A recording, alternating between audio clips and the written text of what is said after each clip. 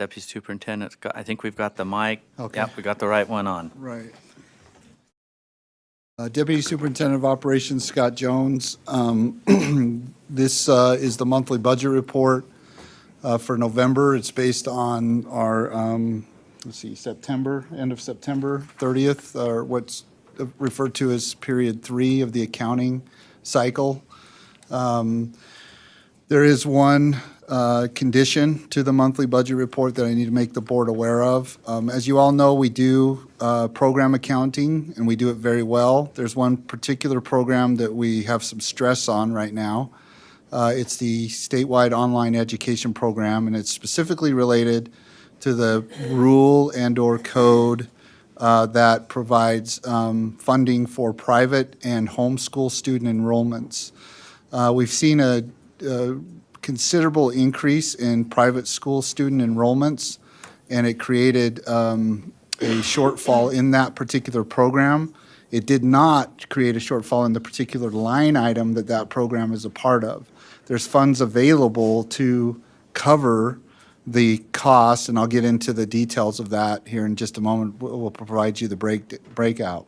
This is information purposes only. My understanding is that in the December Finance Committee meeting, we're going to take the rule that basically governs the program from the board level into the December Finance Committee meeting to also discuss what amounts to the 50-50.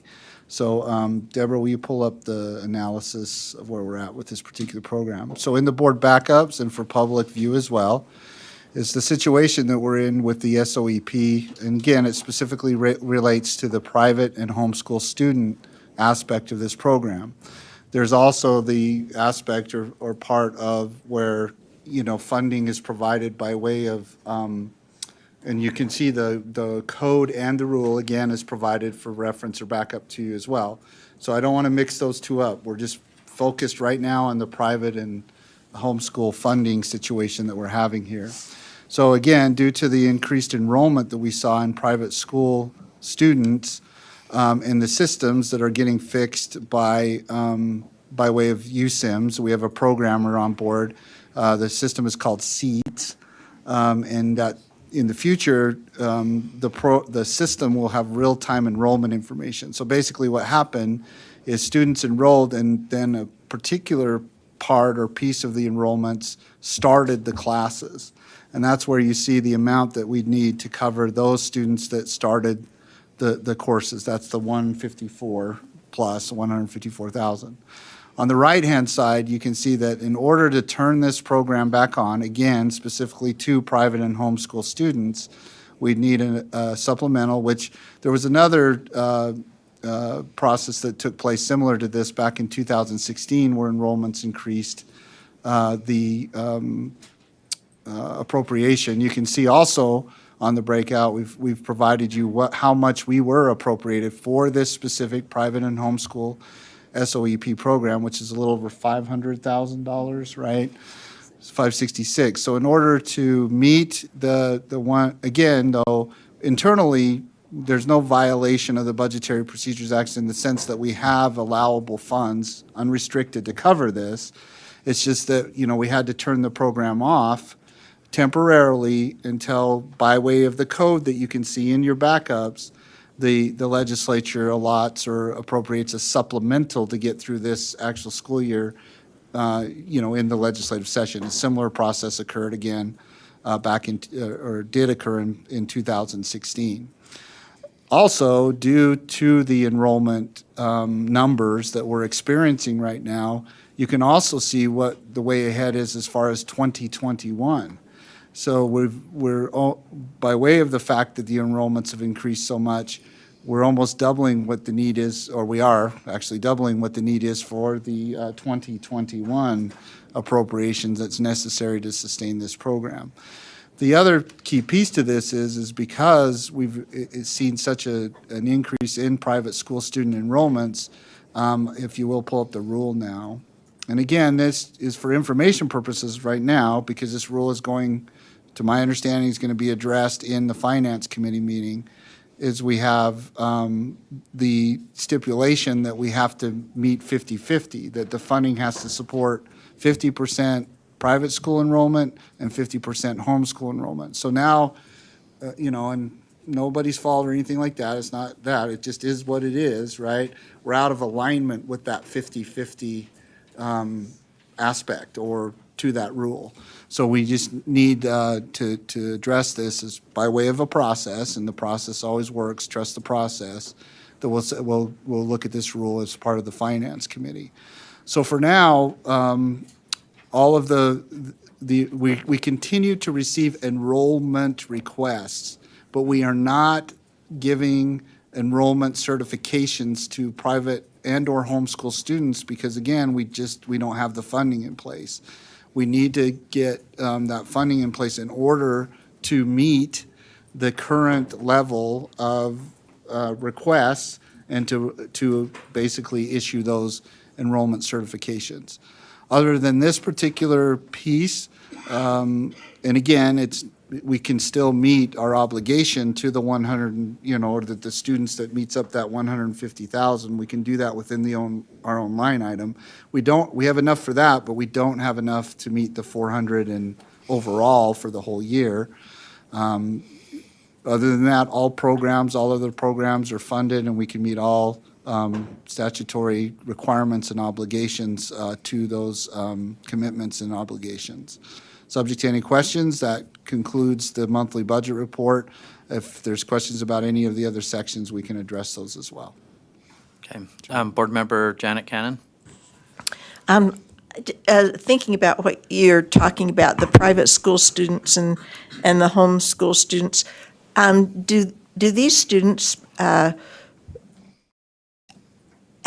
they funded at all by any kind of a WPU or something that helps their education? Do we get any money to provide education for these students? These students that sign up through the SOEP are funded by the appropriation that you see in the chart. They're different from the ones that are funded where we deduct the amount of the WPU by way of the students that are in the districts that enroll through the SOEP. Does that make sense? They're separate. They're separate programs. So you have the private and homeschool students, and then you have what I believe you're referring to, which is students that enroll through their provider but district that we deduct the WPU from. That's the funding formula for them. These students are funded by this appropriation. Okay, thank you. Board Member Scott Nielsen? Yeah? Oh, I thought. Oh, let me try it. Nope, you're not. Yeah, you are. There you go. We good? Okay, I have a couple additional questions. Can I hear from former Senator Stevenson to come up here real quick? And You want to ask him a question? yeah, I want to. Okay. Yeah, come on. You're welcome, come up. Well, we have Brian's mic. You could hit that, Scott, if you wanted to stay there. Okay, sir. So we spoke earlier today. We're talking about students that. Will you just elaborate on our conversation previously about students that could possibly, if they went into a public school, they would not be rejected, but kind of in this situation that it turns back on them. So I just want you to elaborate a little bit on that so I have a better understanding. Thank you for the question. Mr. Chair, may I give a little bit of history of this program to help answer that question?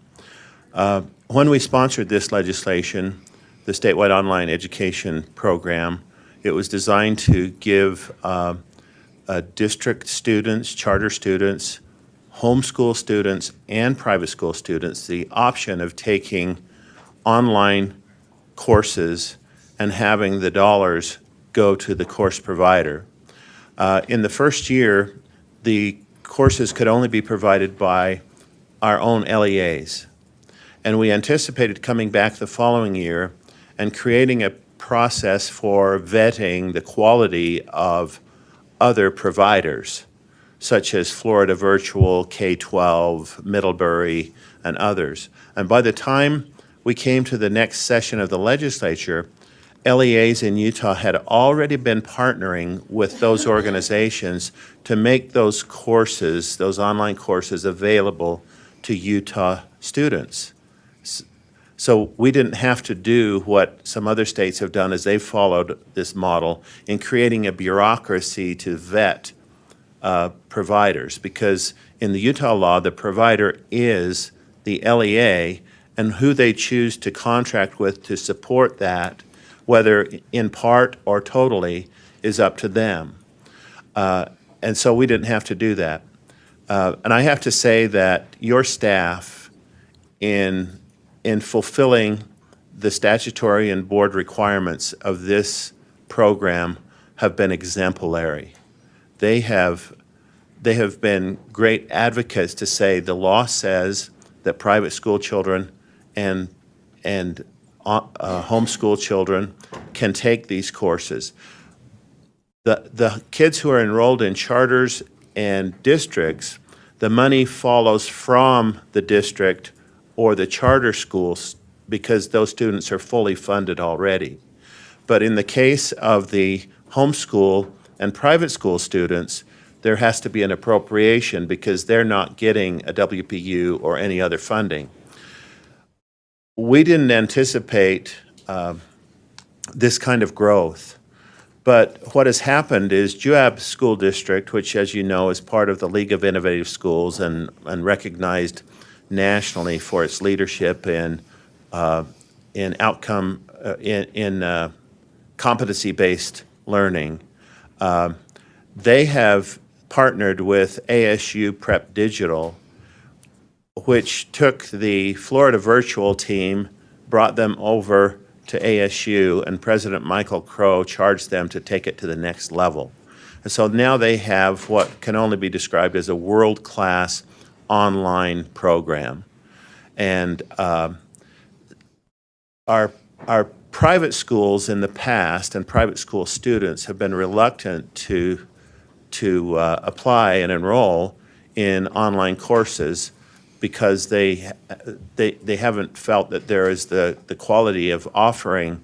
But once they've seen what ASU Prep Digital is providing and the backup it provides, they have started to subscribe this year in great numbers, which we never anticipated. And so we recognize the limitation you have on the state appropriation here because it was never anticipated. So I have talked with the leadership in the legislature and asked them if they could give some assurance that this money would be coming forward, because there are still about 2,000 courses that are in suspension right now from mostly private school students that that just don't have the funding. And they have assured me that they will contact and give assurance that the money will be forthcoming and that these students should be allowed to subscribe now and enroll now. And I don't want to pretend to speak for them, so that official communication has to come from them, but that's what they have assured me. This is not unprecedented because sometimes when you have of natural disasters or that kind of thing, there's nothing in that departmental budget to handle that, and yet the legislative leadership will say, go ahead and provide the emergency kinds of services because we will back it up. But there needs to be some official word from them for you guys to feel comfortable.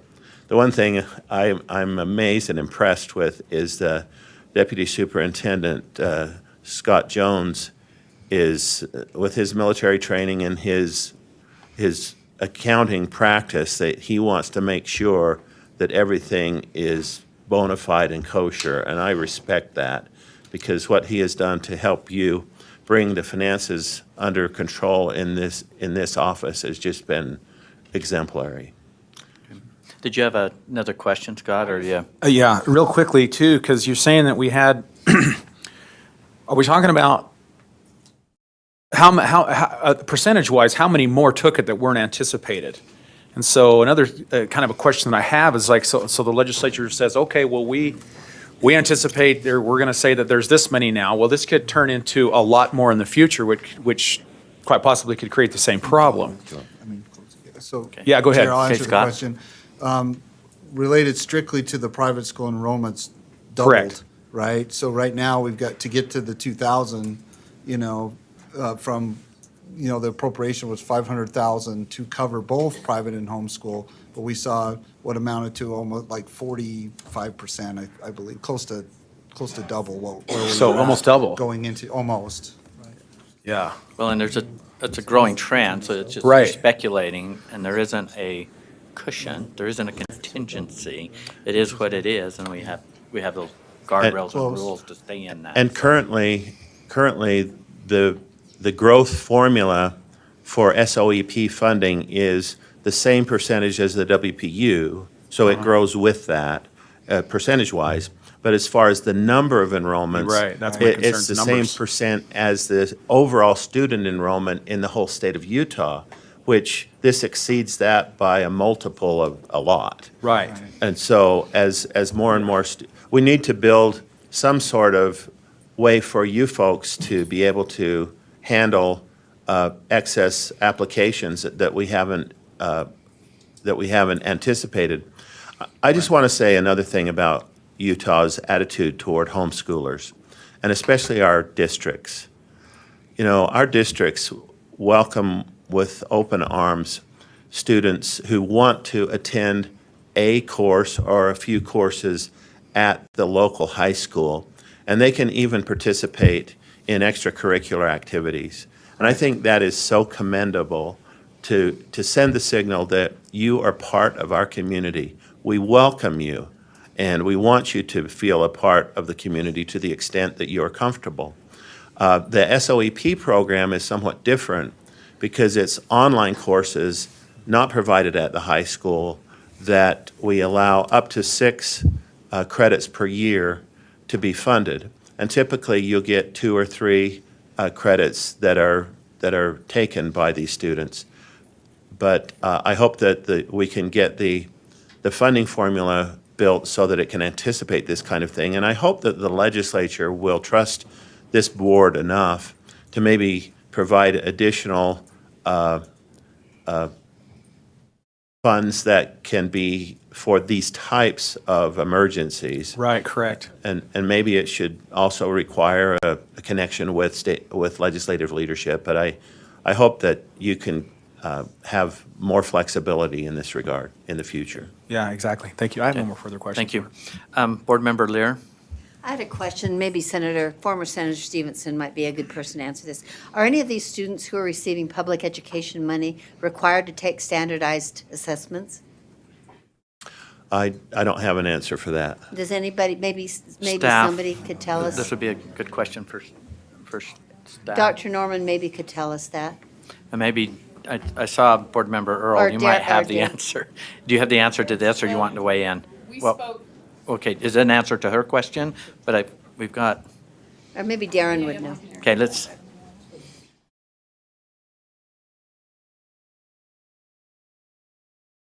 the question is, these students, are they required to take our standardized tests? Yeah, because they're getting Okay. public education money. All right. Specifically. yeah, so I'm 99% sure that they are, only because of issues we've dealt with assessment, because the student's still affiliated with the school of record. Right. And there's a correlation back to the provider to show how effective they are in providing not only credit earned, but for those content areas that are tested in the state of Utah, which many students Some take are. content areas that aren't tested, but I Right. believe that they are. That's helpful to know. Thank you. That Yeah. makes me feel much better about the funding.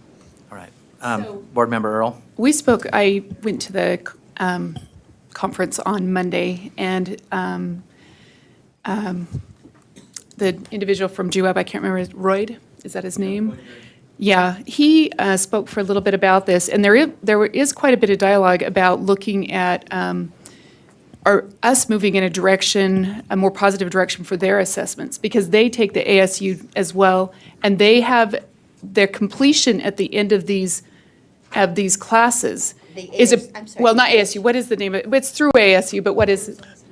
There's Yeah, but what's the, ASU Prep Digital. yeah, it's the ASU prep, so that's where it's coming through. But it has a very rigorous assessment at the end, and his dialogue was, you know, we want to be able to make sure the assessments are the best thing for these kids, but they said these already have very rigorous assessments built into them. So there is the question of this competency-based element that in order to complete these courses, they have a very rigorous assessment. Anyways, I'm just saying, this is additional dialogue we're going to hear over the next couple of years, especially as we're moving more towards that, is what is appropriate measurement tools. So just be aware that the conclusion of these classes, there is very rigorous assessments for those. I might also note that the funding does not come up front. Only half of the funding comes up front. The remaining funding is only paid when the course is completed and the student achieves a passing grade. Yes. Yeah. Okay, Board Member Cindy Davis? I don't know if this is helpful to answer a question that was posed by Board Member Lear, but one of the owners of one of the third parties that provides the education through the second funding mechanism that Deputy Superintendent Jones was speaking of, where the WPU is used, a student registers through the district, is a homeschool student, and receives a reimbursement through the district from the WPU. And of those students, and I believe this is the largest provider in the state, 2% of those students were taking the end-of-year assessment. Chair, if I could just clarify Yes. a couple things. To Board Member Nielsen's question, the biggest increase was in private school student enrollments, but also homeschool. We've seen an increase in homeschool enrollments as well. So I just want to make sure that, it's not just the private school students. And then also to Mr. Stevenson's point, right, about when we pay, that's why I say, we have sufficient funds to do that. Some kids may not complete the course, so that 150,000 could change. The fact is, though, that in order to start the program back up, we need to have sufficient funds in place to do so. And we don't have that within the same line item right now, so. Which there was talk about an emergency appropriation or something that's coming down that pipe. So for our situational awareness, you've briefed us on where we're at today. Right. The big question is where are we going tomorrow with this? But more information will come. This is not an actionable item, but this situation is now we brought before the board because that's what we're supposed to do, and we're working through these issues again to make education happen and stay in compliance. So, Yes, sir. thank you, Mr. Stevens. Thank you, senators, for being here. Did you have any other So, issue? sir, without any questions about the monthly budget report, we do go to the discretionary funds report. Okay. This is the status of the discretionary funds that the board authorizes staff to apply to particular projects. Projects are identified in what amounts to the second column from the left. The remaining balances are up at the top portion of the report within or across particular funding sources, state funds, federal mineral lease, et cetera.